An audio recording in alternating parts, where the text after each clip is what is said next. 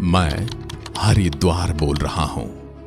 मैं सदियों से, शताब्दियों से और युगों से भारत के पाप और उनकी राख के बचे अवशेषों को संभाले बैठा हरिद्वार बोल रहा हूं। जब कुंभ स्नान कर रहे लाखों श्रद्धालुओं को एक इस्लामी शासक ने गाजर मूली की तरह काट दिया और मैं कुछ नहीं कर सका। अपने ही प्रांगण में ऐसा खूनी खेल होते हुए देख मेरी आत्मा कराह उठी।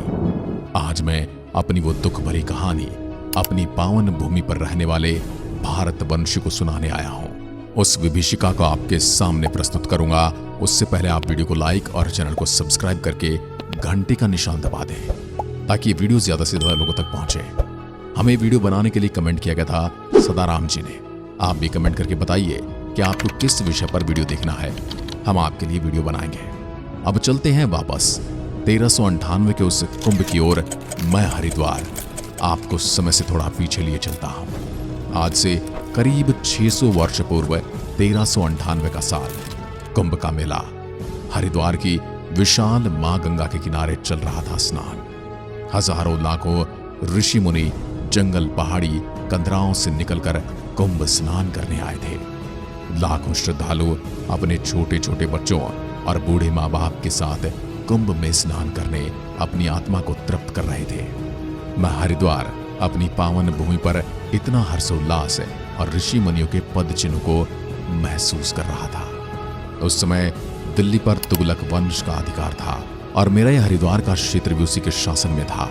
एक विदेशी लुटेरा बड़ी मात्रा में क्रूर सेना लेकर भारतवर्ष की ओर आ रहा था, जिसका नाम था तैमूर।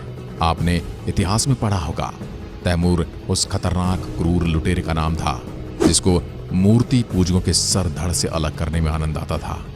लेकिन मैं हरिद्वार तो मूर्ति पूजकों के लिए पुण्य भूमि था।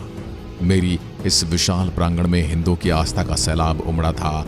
वहीं तैमूर सिंधु नदी को पार करते हुए मेरी ओर बढ़ रहा था। लेकिन अभी तक तैमूर को मेरी और मेरे यहां मौजूद विशाल श्रद्धालुओं की जानकारी नहीं थी। तैमूर बस भारत को लूटने निकला था। लेकिन फिर आता है वो दिन जब उस दरिंदे को भारत के ही कुछ अधर्मी गुप्तचरों ने मेरे इस हरिद्वार में लगने वाले कुंभ के बारे में बताया। फिर क्या था, अचानक तैमूर को यह सूचना पहुंची कि हरिद्वार में लाखों लोग धन संपदा छोटी छोटी बालिकाओं के साथ निहत्थे मौजूद हैं और उनके साथ पशु हाथी रथ घोड़े भी मौजूद हैं। दोस्तों, उस समय घोड़ों का चलन आम था। आम आदमी भी घोड़ों से सफर करते थे क्योंकि उस समय यातायात एकदम सीमित था। एकाएक उस लुटेरे ने इस्लामिक आक्रमणकारियों ने अपनी सेना का रुख मुझ हरिद्वार की ओर कर दिया। मेरे श्रद्धालु अपने बाल बच्चों के साथ भक्ति भाव में डूबे थे। बड़े बड़े ऋषि मुनि तप करने वाले ज्ञानियों के साथ वार्तालाप कर रहे थे, उनके दर्शन कर रहे थे। उनको जरा सा भी अंदाजा नहीं था कि उनकी ओर एक वहशी अपनी फौज लिए आ रहा है। तैमूर जहां से भी गुजरा वहां के लाखों आम जनमानस को तहस नहस करते हुए आगे बढ़ रहा था।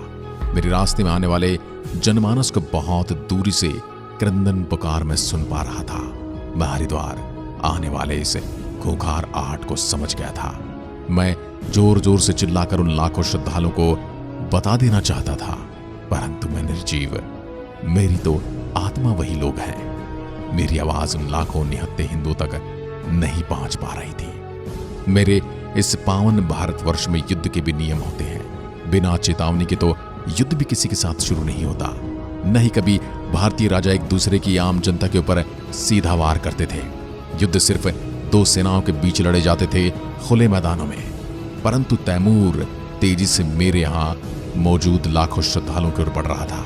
मुझ में प्राण होते तो मैं अपने सभी श्रद्धालुओं को लेकर भूमिगत हो जाता तथा सभी श्रद्धालुओं को आने वाली इस वहशी सेना की जानकारी दे देता ताकि वो इस भयानक युद्ध से बच जाते, इस भयानक मारकाट से बच जाते, इस वहशी के हमले से बच जाते।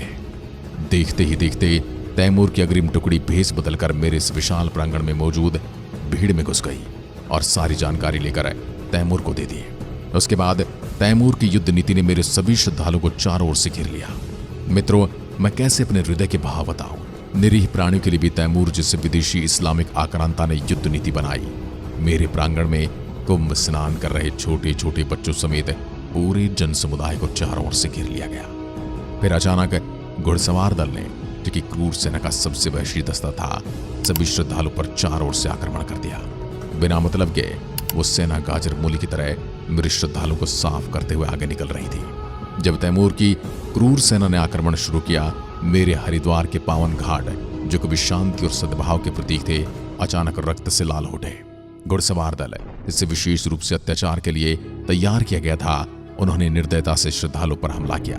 बच्चे, बूढ़े, महिलाएं, कोई भी उनकी क्रूरता से अछूता न रहा। तलवारों की भालों की चमक ने दिन की रोशनी को भी मानो मलिन कर दिया था। खून से लथपथ मेरे घाटों की पवित्रता को कलंकित कर दिया था। छोटी छोटी बालिकाओं को गुलाम बनाया गया। निहत्थे श्रद्धालुओं ने इन वहशियों का प्रतिकार किया, परंतु वो निहत्थे थे तो उन वहशियों के सामने टिक न सके, और देखते देखते मेरे इस पूरे धार्मिक कार्यक्रम को उजाड़ कर लाखों श्रद्धालुओं को मार दिया गया।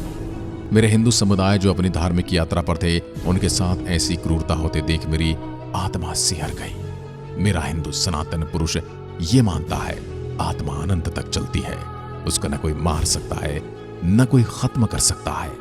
शरीर तो एक दिन खत्म होना है, परंतु आप मेरी इस विभीषिका को समझिए। सभी हिंदू पुरुषों के साथ उनके छोटे छोटे बच्चे और बूढ़े माँ बाप थे। मैं जानता हूं जब हमारे साथ परिवार होता है तो ऐसी दशा में हम कमजोर पड़ जाते हैं। बच्चों को बचाने के लिए हाथ जोड़कर गुलाम बनने के लिए तैयार हिंदू की वो भावनाएं मैंने देखी, जिसको याद कर आज पुनः मेरी आत्मा सिहर जाती है। मैं हरिद्वार अपने आप को दोषी मानकर इस आत्मग्लानि में आज भी हूं कि मेरे इस प्रांगण में ऐसा खूनी इतिहास रहा था, और मैं निर्जीव होने के दंश से पीड़ित अपनी आंखें भी बंद नहीं कर पा रहा था। उस समय दिल्ली के शासकों को जरा भी शर्म नहीं आई मुझे बचाने की। मेरे भारतवंशियों, आखिर दिल्ली पर बैठा शासक मुझे बचाने क्यों नहीं आया? मूर्ति पूजकों के विरोधी थे दोनों ही, चाहे वो राजा था या हमलावर। उन्होंने तो मुझे बचाने का तनिक भी प्रयास नहीं किया, एक चेतावनी तक नहीं दी। तैमूर ने मेरे यहां से लाखों करोड़ों की संपत्ति श्रद्धालुओं से लूटी, उसके साथ ही कई बालिकाओं के साथ हजारों पुरुषों को गुलाम बनाया गया, और मेरे यहां से वो सीधा रुख आगे दिल्ली की ओर मोड़ देता है। जब दिल्ली के तुगलक वंशीय शासकों को तैमूर के बारे में दिल्ली की ओर कूच करने की सूचना मिली, तो दिल्ली के शासक दिल्ली की जनता को निहत्था अकेला मरने के लिए छोड़कर गुजरात की ओर भाग निकला। अगर आप दिल्ली के इस खूनी खेल का वीडियो देखना चाहते हैं तो कमेंट में पार्ट 2 दिल्ली लिखें। मेरा सनातन इतिहास या मान्यताएं कभी भी ये नहीं कहती कि मैं सर्वश्रेष्ठ हूं। हम प्रकृति को पूजने वाले हैं, हम सृष्टि को कण कण में पूजते हैं। आप चाहे मस्जिद जाओ या मंदिर, हम हर जगह अपने भगवान को पा लेते हैं। तो क्या सभी इस कॉन्सेप्ट को नहीं अपना सकते, जिससे मानवता कभी न मरे, फिर कभी मुझ जैसे स्थान को ऐसा खूनी खेल न देखना पड़े? मैं जो ये स्क्रिप्ट लिख रहा हूं, ये वृतांत लिखते लिखते गमगीन हो गया हूं। मुझे स्वयं ऐसा प्रतीत होने लगा कि मैं ही हरिद्वार हूं और मेरे ही सामने सब घटित हो रहा है। मैंने वो सब अपनी आंखों से देखा जिसे लोग बता तक नहीं सकते। आपको वीडियो अच्छा लगा हो तो कमेंट करके जरूर बताएं कि आखिर किस गलती से मेरा प्रांगण खून से लाल हो गया था। अंत में वापस एक अपील, आप वीडियो को देख लेते हो लेकिन सब्सक्राइब, लाइक और कमेंट नहीं करते। आपके एक लाइक, सब्सक्राइब और कमेंट से हमारा वीडियो ज्यादा लोगों तक पहुंचेगा, तो हमारा सहयोग करें। धन्यवाद। सदा खुश रहें, मानवता की भलाई के काम करते रहें। जय हिंद, जय भारत।